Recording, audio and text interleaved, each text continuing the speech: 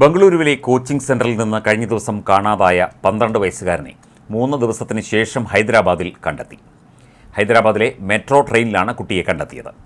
ബംഗളൂരുവിലെ ഗുഞ്ചൂരിലെ ഡീൻസ് അക്കാഡമിയിലെ വിദ്യാർത്ഥിയായിരുന്ന പരിണവ് എന്ന കുട്ടിയെയാണ് കഴിഞ്ഞ ദിവസം കാണാതായത്. സമൂഹമാധ്യമങ്ങളിലൂടെ പ്രചരിച്ച കുട്ടിയുടെ ചിത്രമാണ് അന്വേഷണത്തിൽ നിർണായകമായത് എന്ന് പോലീസ് പറയുന്നു.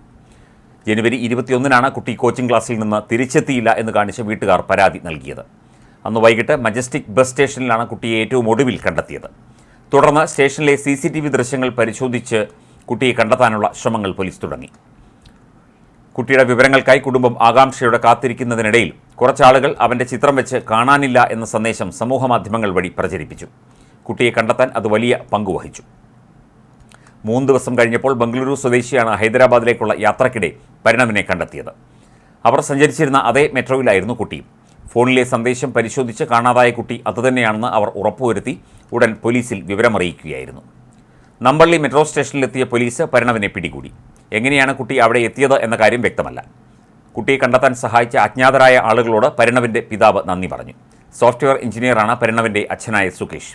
വാട്സാപ്പ് വഴി അവൻ്റെ ചിത്രം പ്രചരിച്ചില്ലായിരുന്നു എങ്കിൽ ഒരിക്കലും ആരും അവനെ തിരിച്ചറിയുകയില്ലായിരുന്നുവെന്നും സുകേഷ് പറഞ്ഞു. എത്രയും പെട്ടെന്ന് മകനോട് വീട്ടിലേക്ക് തിരിച്ചെത്താൻ അപേക്ഷിച്ച് മുൻപ് പരിണവിൻ്റെ അമ്മയും സമൂഹമാധ്യമത്തിൽ ഒരു വീഡിയോ പങ്കുവച്ചിരുന്നു. മകനെ തിരിച്ചു കിട്ടിയതിൻ്റെ സന്തോഷം പങ്കുവച്ച് അവർ വീണ്ടും വീഡിയോ പങ്കുവച്ചിട്ടുണ്ട്.